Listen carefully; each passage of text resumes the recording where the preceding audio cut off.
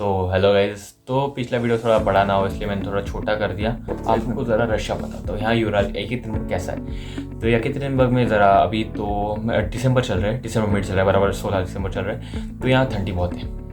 अगर आपको सहन ठंडी होती है तो आराम से हो जाएगी, वरना आपको ये लगेगा, क्या बोलते हैं उसको, थर्मल लगेगा। यहाँ एक मार्केट्स भी है, जैसे चाइना टाउन है, वहाँ सबसे सस्ते मिलते हैं 4500 तक की रेंज में, 4500 तक -40 तक आपको मिलेगा।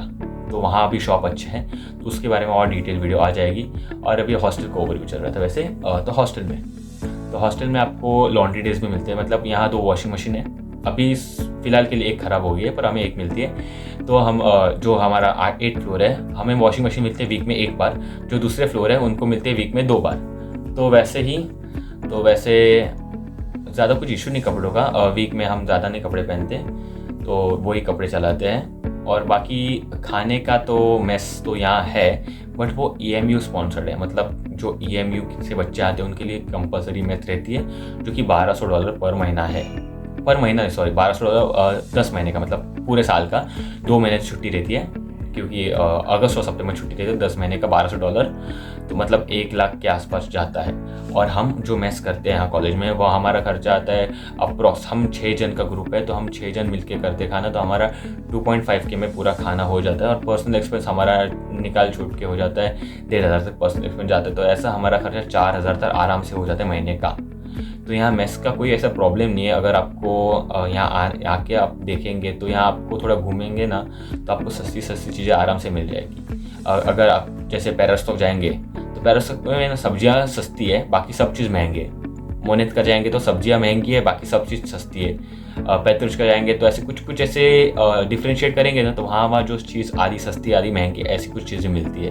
तो ऐसा है पूरा ये येकेतेरिनबर्ग जो हाँ हम रहते हैं, स्वेरोलॉक्स रीजन शायद से हम रहते हैं। नाम इतना बायहार्ट नहीं है, पर जहाँ हम रहते हैं तो वहाँ उतना थोड़ा सा ये सस्ता है। अगर आप थोड़ा सा आगे जाएंगे ठंड में चल के, तो थोड़ा सा सस्ता और मिल सकता है, क्योंकि जहाँ अलग अलग यहाँ वैसा है कि अगर आप ये हमारे कॉलेज के नीचे सॉरी हॉस्टल के नीचे एक पेत्रोश का है, तो वहाँ कुछ समझो एक बिस्किट होगा 30 रुपये का, तो दूसरे पेत्रोश का में वो बिस्किट हो भी सकता है 40 रुपये का, 25 रुपये का भी। तो यहाँ ऐसे एक ही शॉप में अलग अलग लोकेशन पे प्राइस डिफरेंट कर सकती है। तो ये यहाँ का आप देखना कि कहाँ कुछ सस्ती मिलती है, वैसे आप वहाँ से ले सकते हैं। तो यहाँ वर्नियर भी होता है, वर्नियर में बहुत सस्ती मिलती है। वर्नियर में दूध बहुत सस्ता मिलता है।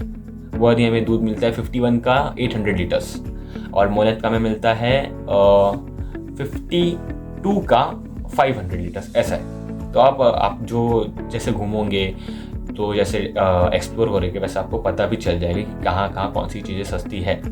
और रही बात अभी हॉस्टल की, तो हॉस्टल में फिर से हॉस्टल पे आते हैं कि हॉस्टल में हमारे पास वॉशिंग मशीन हो गया। फिर किचन में हमारे पास पूरे फ्लोर के पूरे विंग है। मतलब जैसे हम लिफ्ट से आते हैं तो राइट में एक विंग है, लेफ्ट में एक विंग है। तो एक विंग के लिए पूरा एक विंग के लिए और एक अपार्टमेंट के लिए ऐसे विंग में शायद से 2 हैं। विंग में 2 किचन है, हाँ शायद से 2 नहीं 3 है। हाँ विंग में 3 किचन है, क्योंकि विंग में है टोटल 4 अपार्टमेंट के लिए 3 किचन है। तो वैसे हमें किचन डिफ्रेंशिएट करके दिए हैं। तो और एक किचन में टोटल 8 स्टोव्स है और 6 स्टोव्स है, जो कि थोड़े से स्लो चलते हैं, हमारे फ्लोर के थोड़े से स्लो चलते हैं। तो हम नीचे जाके खाना आराम से बना लेते हैं, कहाँ भी हमें मिल जाता है, या बाजू में जाके खाना भी बना लेते हैं। क्योंकि थोड़े बहुत स्लो है, तो उसको 1 घंटा पहले चालू करके रखना पड़ता है, फिर वहाँ खाना बनता है। तो हम कहाँ भी बना लेते खाना, ऐसा कुछ हमारा प्रॉब्लम नहीं है उस चीज़ के लिए। हमें तो फुकट फ्रिज भी मिला है, क्योंकि कोई सीनियर्स छोड़ के गए थे फ्रिज, तो वो फ्रिज भी मिला है। बाकी कुछ लोगों को फ्रिज नहीं मिला है, तो उन्होंने फ्रिज खरीदा है। तो यहाँ फ्रिज मेरे दोस्त ने खरीदा, चूँकि है 7K का फ्रिज खरीदा उसने सेकेंड हैंड में। जो हॉस्टल में कुछ बेचते रहते हैं, और यहाँ एक ग्रुप बना है, फिर हॉस्टल में ग्रुप बनता है VK पे। VK हमारे यहाँ जैसा व्हाट्सअप होता है, इंस्टा होता है, यहाँ भी एक VK होता है। तो यहाँ VK पे ग्रुप बनाते हैं सब लोग। तो यहाँ हम ग्रुप पे ऐड है, तो वहाँ कुछ बेचना होता है कॉलेज में। जो छोड़ के जाते हैं सीनियर्स, जो 5th ईयर 6th ईयर हो जाते हैं, तो वो अपना सामान बेच देते हैं। तो वो कौन लेगा, तो हम जो जूनियर्स रहते हैं वो ले लेते हैं। तो वहाँ अपने को अगर कोई चीज़ चाहिए होगी तो वो ले सकते हैं। तो इतना सब चलता है, मतलब आराम से हो जाता है अपना सस्ते में। यूरल तो बहुत ही सस्ता मिला है मेरे को, तो क्योंकि मेरा दोस्त जो क्रीमिया में है, आधे दोस्त रस्तों में है, तो उनका थोड़ा महंगा गया है। मेरा बजट बहुत कम में हो रहा है। तो ऐसा ही हॉस्टल का तो है। अभी हॉस्टल का कुछ और है तो मैं बता सकता हूँ। अगर आपको कुछ पूछना है तो आप कमेंट कर सकते हो। बाकी कुछ हॉस्टल का इतना खास नहीं है, बाकी हॉस्टल बहुत अच्छा है। बस प्रॉब्लम हमारे लिए तो प्रॉब्लम वॉशरूम का ही है, क्योंकि जेट स्प्रे नहीं है और वो टेक्नीशियन यहाँ मिलता नहीं, क्योंकि यहाँ जैसे हम इंडिया में वार्डन होती है, यहाँ कमांडेंट होते हैं कुछ, वो बोलते हैं कमांडेंट, हम तो कमांडेंट बोलते हैं। तो वो उसको बोला है, कंप्लेंट की है कि हमारा वॉशरूम हिल रहा है, क्योंकि हमारा वॉशरूम लिटरली से शेक हो रहा है। तो हमने कंप्लेंट की है, क्योंकि बाकी सबका वॉशरूम अच्छा है, सिर्फ हमारा थोड़ा सा प्रॉब्लम है, क्योंकि क्या पता सीना से तोड़ गए होगे, गुस्सा निकाला होगा जैसे हम इंडिया निकालते हैं। तो वो तोड़ दिया है, तो हमें कमांडेंट को कंप्लेंट किया, प्लम्बर अच्छे से ठीक से मिलता नहीं, जल्दी मिलता नहीं, क्योंकि इलेक्ट्रिक का कंप्लेंट किया था क्योंकि हमारा पोर्ट ख़राब हो गया था। हमने इलेक्ट्रीशियन को बुलाया था, तो कमांडेंट ने जल्दी बुला के ठीक भी करवा दिया था, पर प्लम्बिंग का थोड़ा प्रॉब्लम है, या प्लम्बर मिलता नहीं है जल्दी से। या प्लम्बर के लिए भी क्या करना पड़ता है कि नीचे जाके पूरा नोट लिखाना पड़ता है, रशियन में भी। फिर हमने दोस्त बनाई है रशियन, तो उसको बोल के हम नीचे लिखवा देते हैं।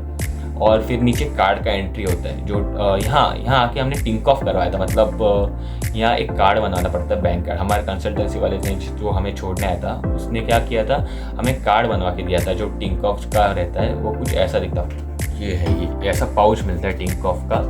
तो ये कार्ड हमने बनवाया था, जो कि फ्री में बन जाता है। तो ये कार्ड, ये जो कार्ड है, तो मैं डिटेल्स हाइड कर दूँगा वैसे। तो ये जो कार्ड है, तो ये रहता है, तो इस कार्ड से हम पेमेंट भी कर सकते हैं। और ये हमारा एक मतलब पासिंग आईडी कार्ड है, मतलब जो हम हॉस्टल में आके टैप करवाते हैं। एक मशीन है जिसमें टैप करना पड़ता है, तो एंट्री नीचे सिक्योरिटी गार्ड पे वापस हो जाती है। तो ऐसा ये कार्ड भी मिलता है हमें, मतलब हम जो कंसल्टेंसी वाला आके छोड़ जाता है, तो वो हमें करवा के देता है ये सब। तो इतना सब प्रोसेस तो है, पर आने के बाद बस इतना ध्यान रखना, फिंगरप्रिंटिंग के लिए बहुत भागम दौड़ी होगी, मेडिकल टेस्ट के लिए बहुत भागम दौड़ी होगी बस।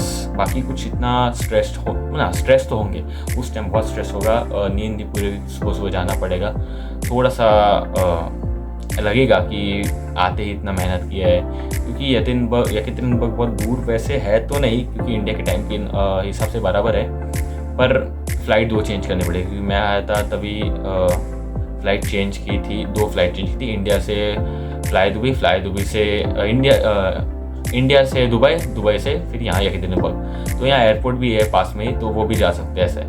तो आज के लिए इतना हॉस्टल का पूरा ओवरव्यू, आपको पूरा हॉस्टल का पूरा ही बता दिया। अगर आपको कुछ डाउट होगा तो कमेंट करना, अगली वीडियो में हम रूम का टूर देंगे, फिर और कुछ बातें बनाएंगे कि एनाटॉमी क्लास कहाँ लग रही है। अभी एनाटॉमी क्लास चालू हुई है, तो वो भी आपको बता देंगे सब। तो तब तक चैनल के लिए सब्सक्राइब कर लीजिए। Thank you.